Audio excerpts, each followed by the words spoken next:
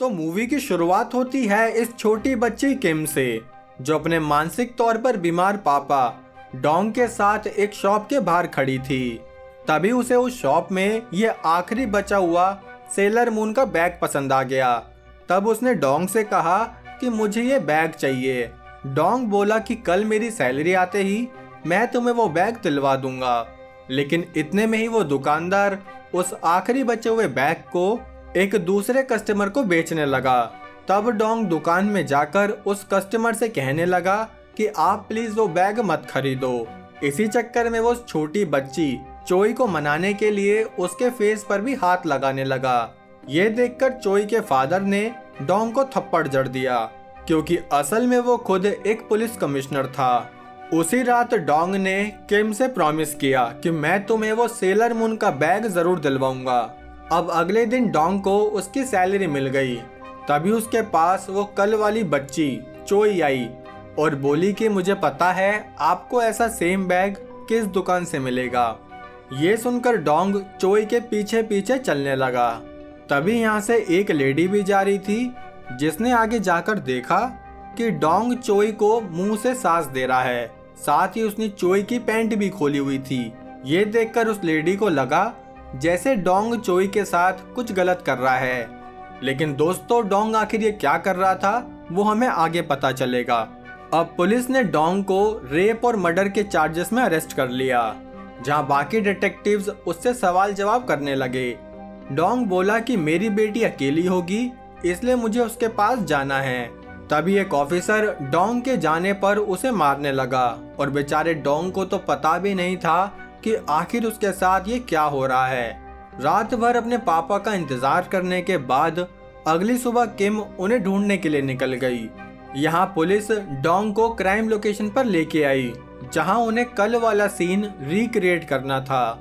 इसलिए उन्होंने डोंग से कहा कि हमें कल का सीन करके दिखाओ, फिर हम तुम्हें तुम्हारी बेटी से मिलने देंगे। डोंग बेचारा थोड़ा पागल था, इसलिए उसने खुद पर ही वो पैंट खोलने वाला सीन करके दिखाया, जिसे देखकर पुलिस को लगा कि डोंग ने ही चोई का रेप करके उसका मर्डर कर दिया। यहाँ किम भी ये सब देख रही थी। तभी वो अपने पापा से मिलने के लिए भागने लगी, लेकिन मिलने से पहले ही एक ऑफिसर ने किम को पकड़ लिया।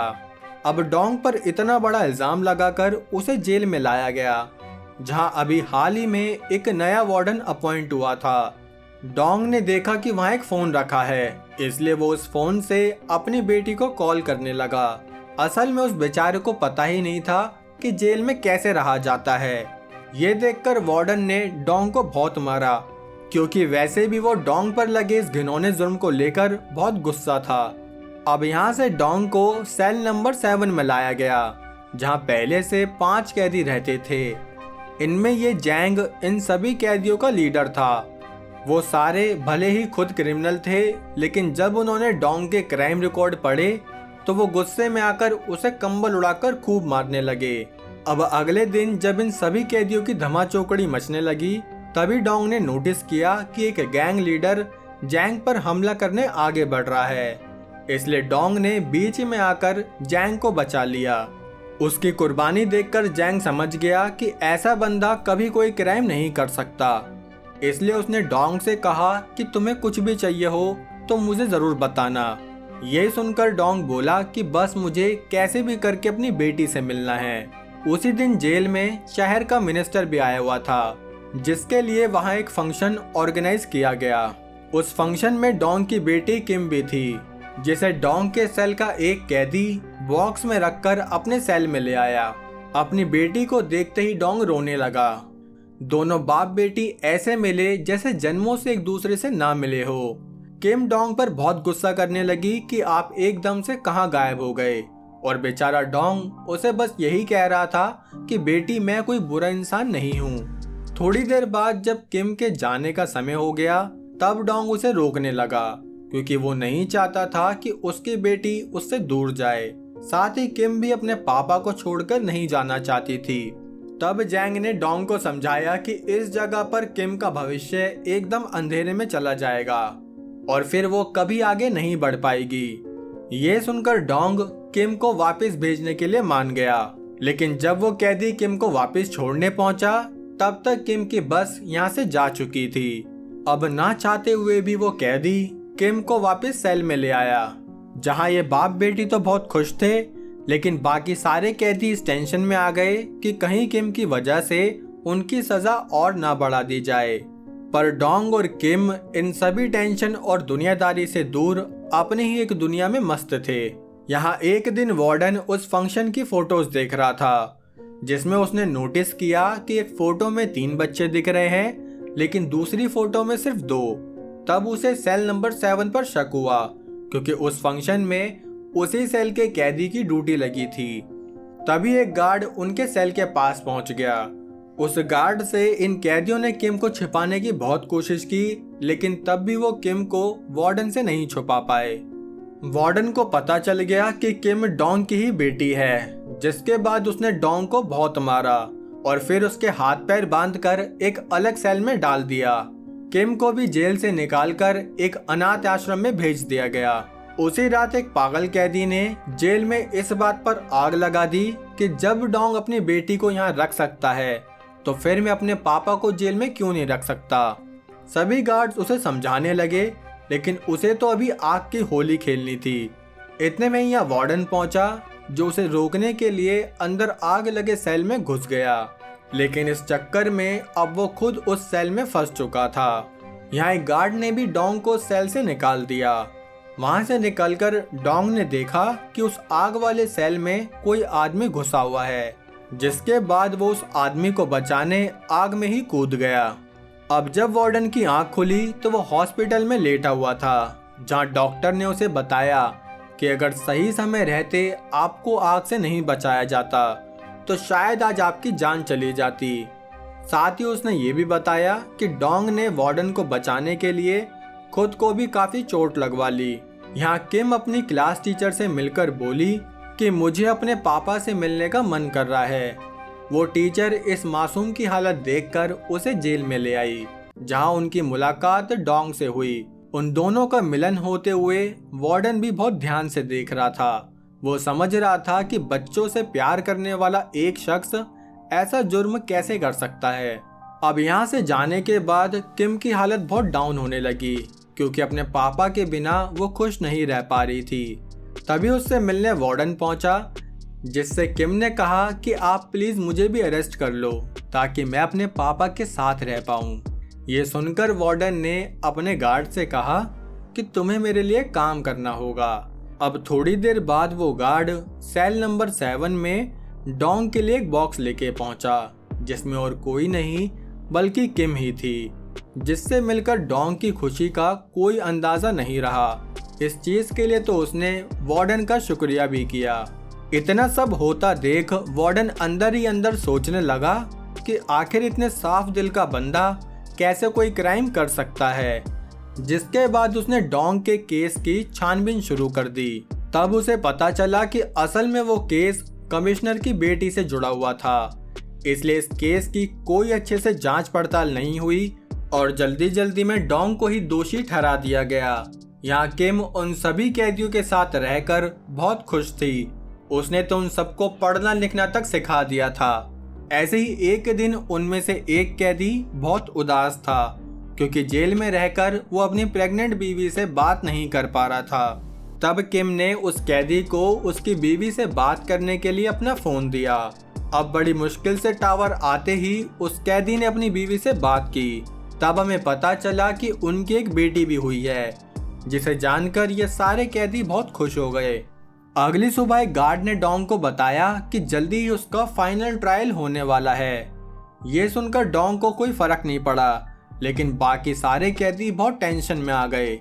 इसलिए उन्होंने डोंग से उस दिन की सारी सच्चाई जानने की कोशिश की।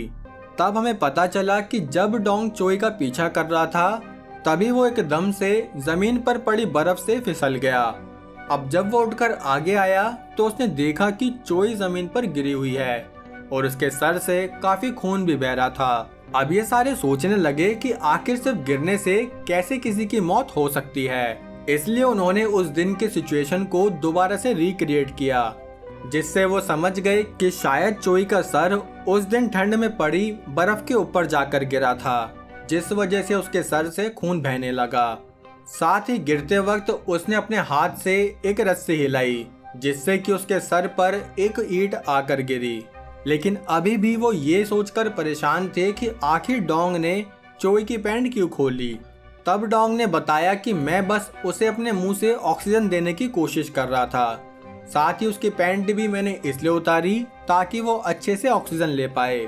अब ये सच्चाई पता चलते ही उन कैदियों ने सवालों की एक लिस्ट बनाई कि कोर्ट में डोंग से क्या क्या सवाल पूछे जा सकते हैं। अब उन्होंने उन सवालों के जवाब भी लिख दिए जिससे कि डोंग उन आंसर्स की प्रैक्टिस कर सके। जिसके बाद रात दिन सुबह शाम वो डोंग को उन सब आंसर्स की प्रैक्टिस कराने लगे। कुछ ही दिनों में उन्होंने कोर्ट जैसा माहौल बनाया और वहाँ डोंग ने बिना डरे अपनी गवाही अच्छे से दे दी। यहीं से सीन कोर्ट में आया जहाँ लॉयर डोंग से पूछ रहा था कि क्या तुमने ही चोई की जान ली है। डोंग बोला हाँ, मैंने ही चोई को मारा था। ये सुनकर वार्डन और सारे लोग हक्के बक्के रह गए कि आखिर डोंग ने झूठ क्यों बोला। तभी हमें फ्लैशबैक में दिखाया गया कि ट्रायल से पहले वो कमिश्नर अकेले में डोंग से मिलने पहुंचा था, जहां उसने डोंग को मारते हुए धमकी दी कि अगर तुमने अपना जुर्म कबूल नहीं किया तो मैं तुम्हारी बेटी को जिंदा नहीं छोड़ूंगा। अब कोर्ट में जजेस ने अपना फैसला सुनाया कि 23 दिसंबर के दिन डोंग को फांसी दी जाएगी। और दोस्तों 23 दिसंबर वही दिन है जब किम का बर्थडे आता है। ये बात जानकर सारे कैदी डोंग के लिए बहुत परेशान रहने लगे, लेकिन तब भी हिम्मत ना हारते हुए उन्होंने डोंग और किम को यहाँ से भगाने का प्लान किया। असल में उनके जेल में एक टैलेंट शो होने वाला था, जिसके लिए ही उन्होंने खूब मेहनत करके एक एयर बैलून बना लिया।